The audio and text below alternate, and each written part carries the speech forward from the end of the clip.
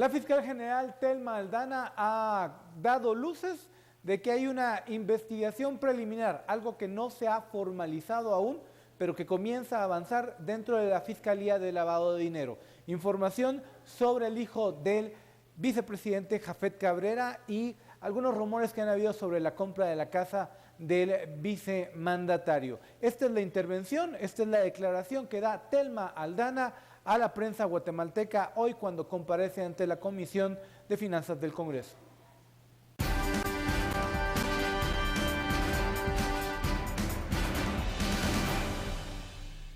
Se han hecho por parte de los fiscales los análisis de estos artículos de los medios periodísticos. Ahora hemos pasado a la fase de verificación y en ese momento está la Fiscalía de Delitos de Lavado de Dinero, que es la fiscalía que está haciendo el análisis previo, no es una investigación.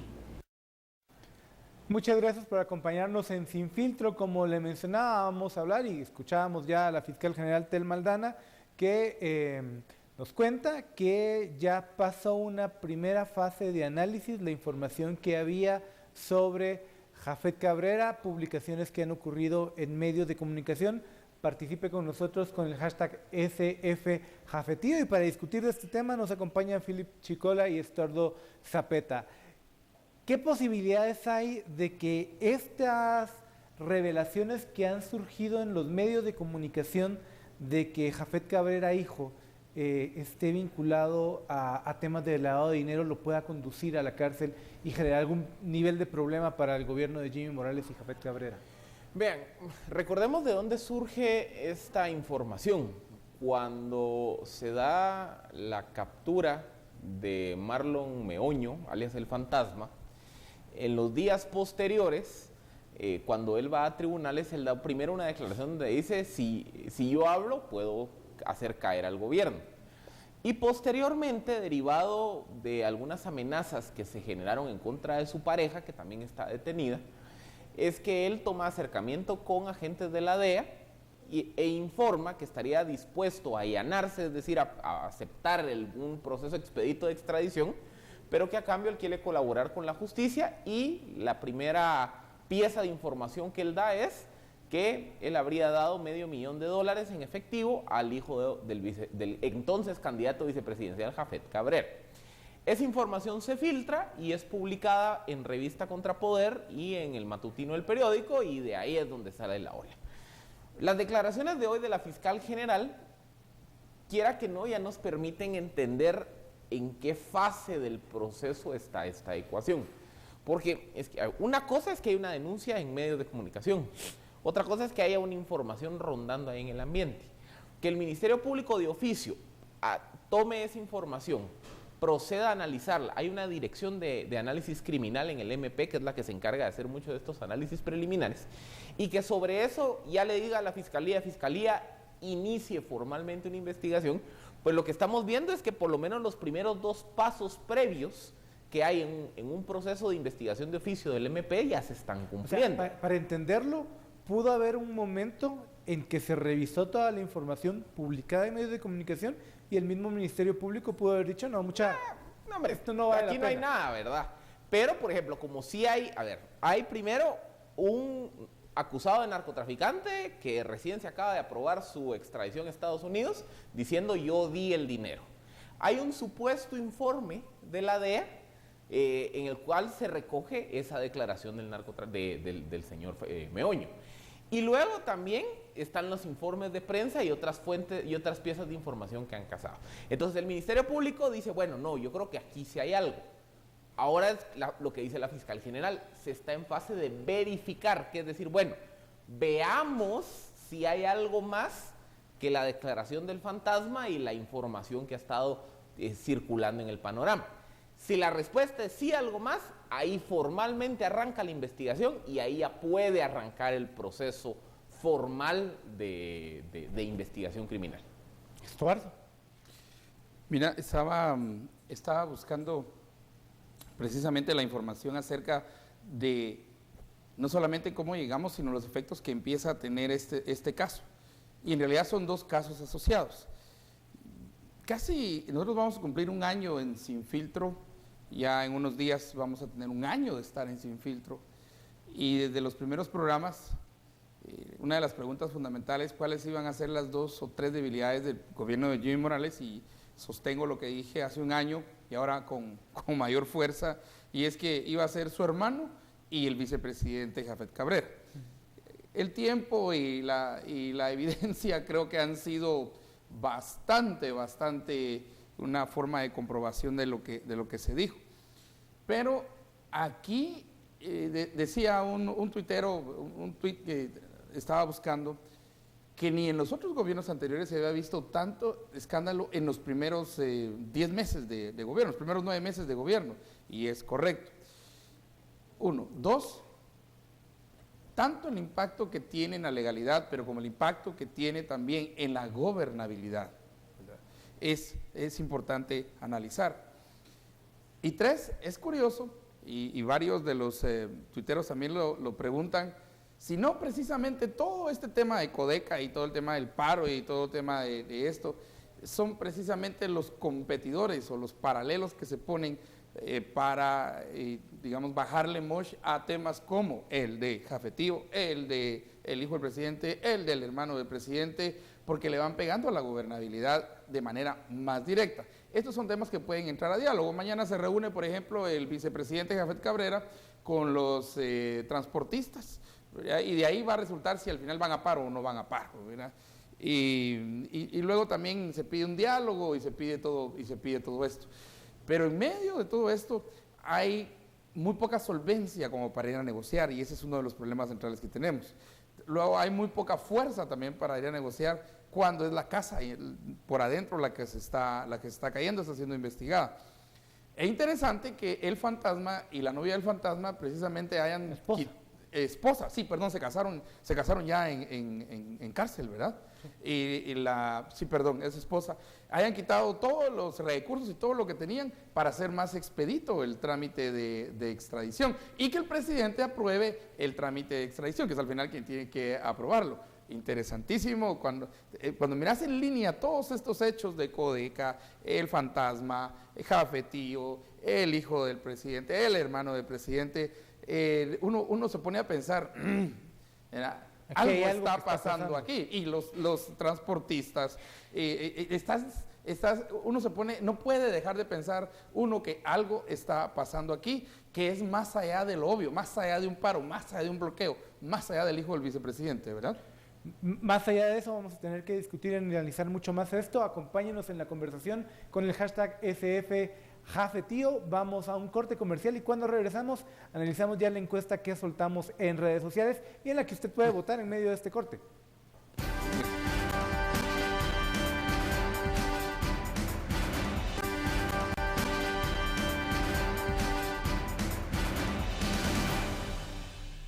Muchas gracias por acompañarnos en Sin Filtro. Le preguntamos en redes sociales. La Fiscalía de Lavado de Dinero indaga sobre las actividades de hashtag SFJafetío. ¿Hasta dónde van a llegar? ¿Hasta dónde llegarán? El 41% de la gente que ha respondido dice no muy lejos. El 18% dice que esto va a llegar hasta tribunales y el 41% hasta Mariscal Zavala. ¿No hay mucha confianza al final? No hay. En que los procesos de investigación encuentran algo concreto en contra del hijo del ex vicepresidente, en contra del hijo del si miras, vicepresidente. 18% está diciendo que llegaría, digamos, o sea, va a llegar a tribunales y ahí va a quedar. Y ahí quedaría. Y este es otra de las grandes pruebas para digamos, para el sistema de justicia. Y aquí tiene que fortalecerse, ¿verdad? Esto se da en medio de... Hoy precisamente fue la renuncia del encargado de un fiscal, del fiscal Julio Barrios, que estaba a cargo precisamente del caso de la línea, ¿verdad? Él puso que se va a trabajar en una ONG de fortalecimiento y prevención, pero es interesante cómo se están dando todas las cosas casi que en un solo día. Se está dando bastante rápido todo esto, luego con la incertidumbre ¿verdad? De si va a haber o no va a haber paro, bloqueo nacional o paro nacional, qué diferencia habría entre uno y otro. Al mismo tiempo que vamos entrando también en cuál es el caso y cuál es la situación de los sindicados, porque el mismo hermano del presidente decía, no somos sindicados. Bueno, a las horas ya estaba siendo sindicado, y son sindicados en este proceso. Las acusaciones son muy interesantes. Primero miremos las acusaciones. Primero, simulación de una cotización. Luego, factura falsa. Y el hijo del vicepresidente, lavado de dinero. Y que de hecho el vicepresidente trató de zanjar todo el tema de lavado vía la casa, poniendo a un empresario a decir, bueno, se la renté, pero la explicación resultó no ser tan efectiva como creo que la gente de comunicación del vice esperaba que fuese, ¿no? Sí, es que, vean, a ver, lo que pasa es que aquí estamos viendo la escalada de los procesos judiciales sobre crisis de comunicación política, porque en ambos casos, primero hubo una crisis de comunicación política que se fue convirtiendo en una crisis judicial. Pasa primero con el caso del presidente, que lo dijimos aquí. Yo creo que honestamente lo que él hizo fue lo mejor que pudo haber hecho, que era salir públicamente a decir, miren, tal y tal cosa está pasando, y a ver si mi hermano y mi hijo no están involucrados. Pero el a ver si se convirtió en, ya hubo declaración de ellos, luego se convirtió en hay una investigación, luego hubo un arraigo y ahora ya están como sindicados. Y todo esto ocurrió en un lapso de un mes.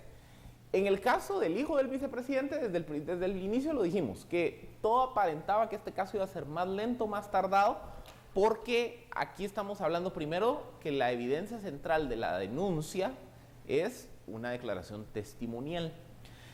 Supuestamente, de acuerdo a lo que han informado los medios que le han dado seguimiento a esta nota, habría posible información que también habría aportado el señor Meoño para sustentar su denuncia testimonial.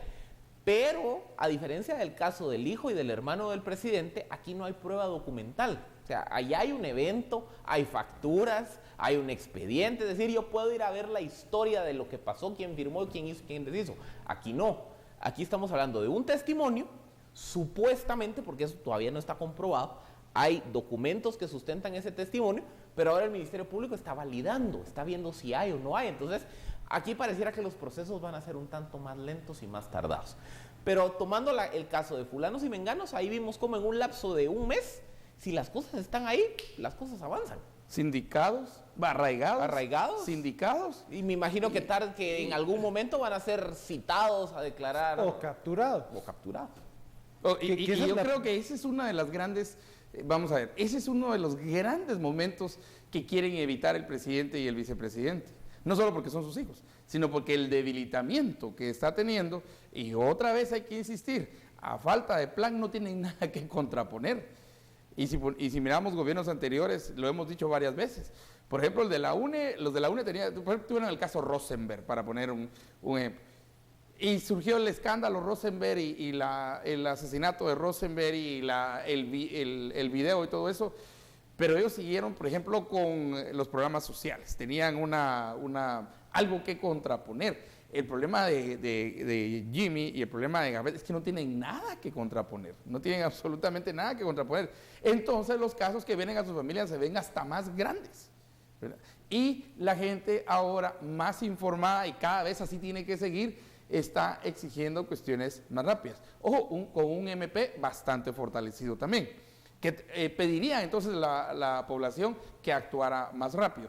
Los tiempos de la justicia en realidad son muy diferentes a nuestros tiempos. Y tenemos que ir a un corto, pero quiero preguntar esto antes de terminar. ¿Qué tanto aire puede ganar el presidente con actividades como el jueves inaugura la Fiscalía Especial contra la Impunidad en Quetzaltenango, donde va a estar él con Iván Velázquez, Tel Maldana? ¿Eso le puede granjear al presidente Jimmy Morales o al vicepresidente pues un poco de tiempo para que estos casos no les peguen tan duro?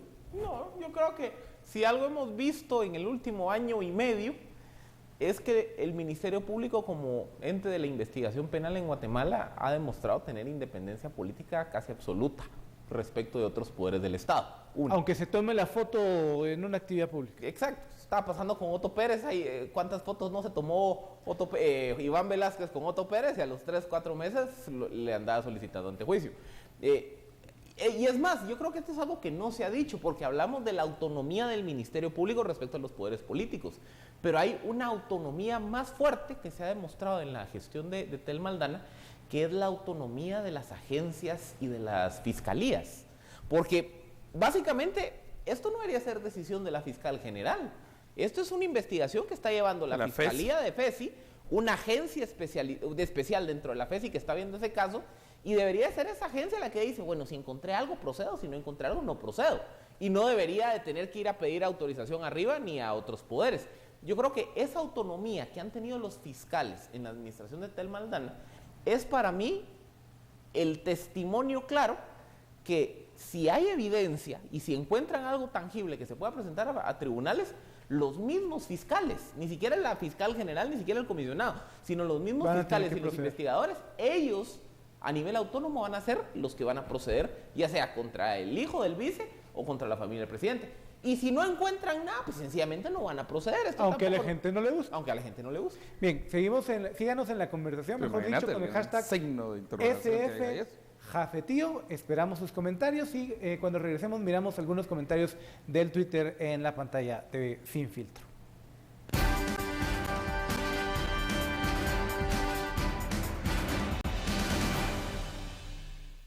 Gracias por acompañarnos en Sin Filtro. Williams Mazariegos dice, cuando el sistema político ya no permite que gente honrada participe en gobierno, solo hay conflicto y colapso del Estado. Con el hashtag SFJafetío, Marisa Azurdia nos dice, Jafetío, el vicepresidente dijo que tenía mucha familia a quien apoyar y ahora a quien defender. Pues puede pasarle esto. Y dice José A. Corso M, los bloqueos vienen a querer desvirtuar los escándalos de corrupción de la familia presidencial y vicepresidencial. Hashtag SFJafetío. Tenemos todavía algunos minutos más para seguir en la conversación en redes sociales. A ver, conforme vaya avanzando, si es que avanza esta investigación en contra del hijo del vicepresidente. Yo creo que sí va a avanzar. En ese escenario que avance, comienza a perder... Para cualquiera de los lados que nosotros miremos, va a avanzar. Ok, avanza. Es un fortalecimiento del MP. Aún políticamente al MP le conviene que avance. ¿Cuál va a ser el futuro de Jafet Cabrera? Si la investigación preliminar procede, si la investigación avanza y se descubre que hay indicios de una posible comisión de delito y se le acusa, o mejor dicho, se le imputa el delito y se judicializa, ahí sí creo que el futuro político de Jafet Cabrera se vuelve insostenible. Porque era lo que hablábamos cuando analizamos el caso del presidente. Yo creo que hay una distinción en los dos casos.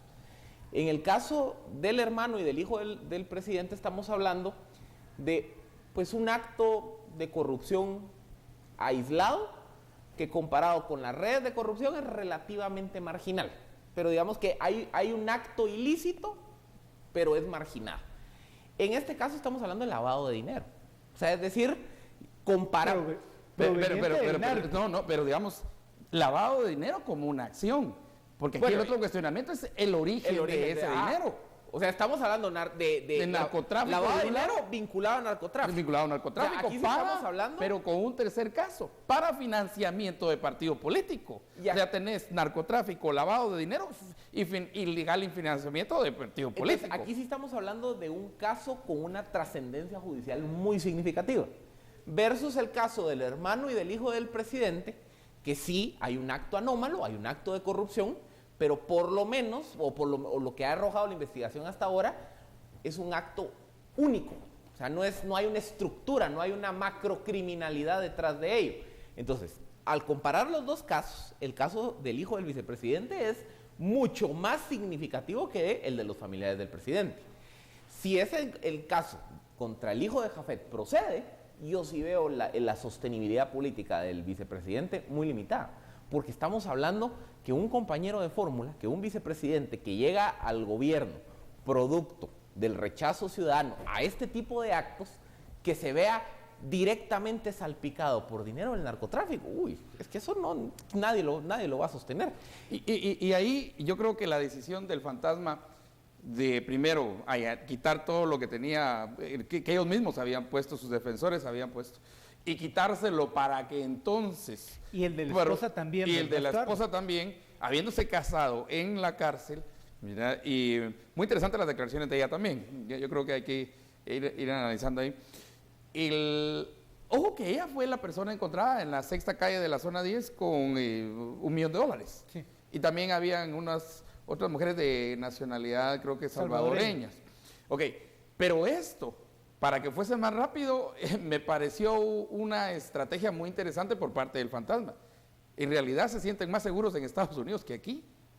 Y eso lo hace pensar a uno en términos de que cuando dice, si hablo el gobierno se cae, o sea, ¿qué más tendrá que decir? Y aquí viene la pregunta, entonces, ¿cuál va a ser el rol también, digamos, de los investigadores y de la Fiscalía de Estados Unidos en este caso? Entonces, a tu pregunta de la posición en la que queda el vicepresidente, pues, oh sorpresa, es una posición que de comprobarse, esto, digamos, la línea de los casos, primero narcotráfico, luego el lavado de dinero, luego el lavado de dinero para financiamiento de partido político, en cierto momento es hasta más difícil que el caso de Roxana, los primeros días que se conoció acerca de, por ejemplo, la línea, ¿verdad? Es más, y aquí más difícil por una razón sencilla, ¿verdad? En el otro caso era lavado de dinero y el origen ilícito del dinero. Pero aquí el gran tema del narcotráfico es el que tiene la sombra más grande sobre el caso de Cafetío. Y hay una frase que se menciona en este tipo de análisis y es: cualquier político está acostumbrado y en teoría debería de saber responder al desgaste externo, es decir, a la crítica de no hace, hizo esto mal, se equivocó, metió la Eso pata. viene con el trabajo. Es parte de, pero el desgaste interno, y por desgaste interno implica que en el entorno cercano, ya sea colaboradores, en este caso familiares, se vean involucrados en actos anómalos y que derivado de esos actos anómalos la estabilidad política de uno y del otro tambaleen, el desgaste interno mata a cualquier gobierno. Y es un poco lo que pasó con el caso de Roxana Valdetti. Roxana Valdetti pasó 3 años, 3 meses siendo el foco del desgaste externo, las críticas, los señalamientos, los cuestionamientos y demás. El momento en el que dejó de ser un tema de desgaste externo y fue su mano derecha el que aparecía vinculado a una red de defraudación aduanera, esto se vino así en picada. Igual le pasó a Otto Pérez. Otto Pérez tal vez sostuvo más tiempo la peña, pero cuando empezó siendo su exsecretario privado, su secretario general, su vicepresidente involucrados en actos de corrupción, esto se vino abajo. Es decir, el desgaste interno mata la gobernabilidad de un gobierno. Dicho de otra forma, también Jimmy Morales está en riesgo. Exacto, porque cada vez tenés menos soporte. El vicepresidente políticamente tiene que ser el soporte, ¿verdad? Igual que el Congreso tendría que ser el soporte. Me quedo con estas reflexiones finales como conclusiones. Muchas gracias por acompañarnos, Philip y Estuardo. Muchas gracias a usted por seguirnos en Sin Filtro. Le esperamos mañana debatiendo muchos temas más que están ocurriendo en la coyuntura nacional. Que tengan una muy feliz noche.